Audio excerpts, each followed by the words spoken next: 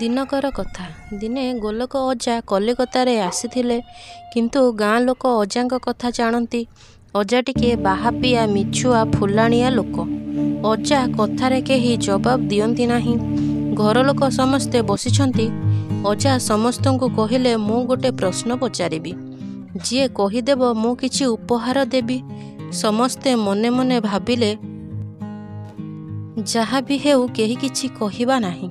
କାରଣ ଅଜା ମନେ ମନେ ଭାବିଲେ, ମୋ ଭଳି କେହି ନାହିଁ। ଅଜା ସ୍ତ୍ରୀ ପ୍ରମିଳା ଭାରି ଚତୁରୀ।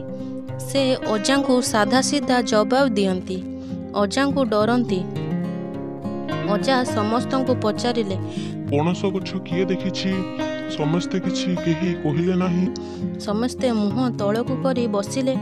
ହେଲେ ତାଙ୍କର ସ୍ତ୍ରୀ ତ ଛାଡ଼ିବା ଲୋକ ନୁହେଁ। ସିଧା ସିଧା କହିଲେ, ହଁ ମୁଁ ଦେଖିଛି। ଏହା ଶୁଣି ଅଜା ସମସ୍ତଙ୍କୁ ଦେଖିଲେ। ଏହା ଶୁଣି ସମସ୍ତେ ତଳକୁ ମୁହଁ କରି ମୁରୁକି ମୁରୁକି ହସୁଛନ୍ତି।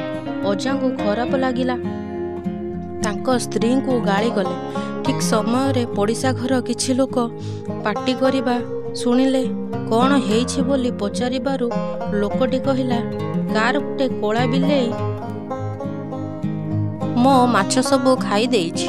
କିନ୍ତୁ ବିଲେଇଟି ଦୌଡ଼ି ଦୌଡ଼ି ଅଜାଙ୍କ ଘରକୁ ପଳେଇ ଆସିଲା।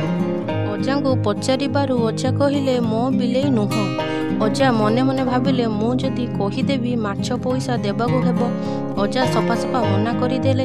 ଏହିଭଳି ସବୁବେଳେ ବିଲେଇ ମାଛ ଖାଏ, କିନ୍ତୁ ଅଜା ମନା କରିଦିଅନ୍ତି, ଆମ ବିଲେଇ ନୁହଁ।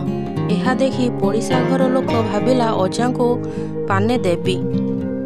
ପଡ଼ୋଶୀ କହିଲେ, ଯାହାର ଘରେ କଳା ବିଲେଇ ଅଛି ସରକାର ଲକ୍ଷ ଟଙ୍କା ଦେବେ ବୋଲି ଘୋଷଣା କରିଛନ୍ତି। ସଙ୍ଗେ ସଙ୍ଗେ ଅଜା ମୋ ବିଲେଇ। ପଡ଼ୋଶୀ ହସି, ତାହାହେଲେ ମୋ ବିଲେଇ। ପଡ଼ୋଶୀ ହସି, ତାହାହେଲେ ଏତିକି ଦିନ ମୋ ମାଛ ଖାଉଥିଲା। ପଇସା ଦିଅ। ଅଜାଙ୍କୁ ପଇସା ଦେବାକୁ ପଡ଼ିଲା।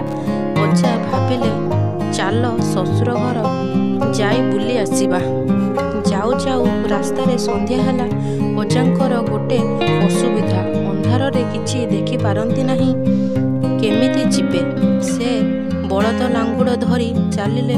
ବଳଦ ସିଧା ଗୁହାଳକୁ ପଶିଗଲା। ଏବଂ ସେଇ ଗୁହାଳ ହେଉଛି ତାଙ୍କ ଶ୍ୱଶୁର ଘରର। ରାତିରେ ଭୋଜନ ହେଉଥିଲା। ଶ୍ୱଶୁର ଘରରେ ବହୁତ ଛୋଟ ବିଲେଇ ଥିଲା।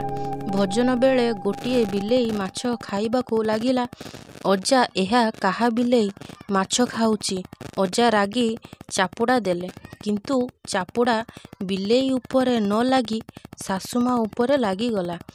ଶଳା କହିଲେ, ଏ ମୋ ମା'କୁ ମାରିଲୁ କ'ଣ? ଅଜା ନିର୍ଦ୍ଦୋଷ ଭାବରେ କହିଲେ, ମା'ଙ୍କୁ ମାରିଲେ ଛୁଆ ପଳାଇବେ। ମୋ ଭିଡ଼ିଓ କେମିତି ଲାଗିଲା ଲାଇକ୍ ସବସ୍କ୍ରାଇବ୍ କରନ୍ତୁ। ରହୁଛି ନମସ୍କାର। ନେକ୍ସଟ ଭିଡ଼ିଓରେ ସୁନ୍ଦର ଭିଡ଼ିଓଟି ନେଇ ଆସିବି।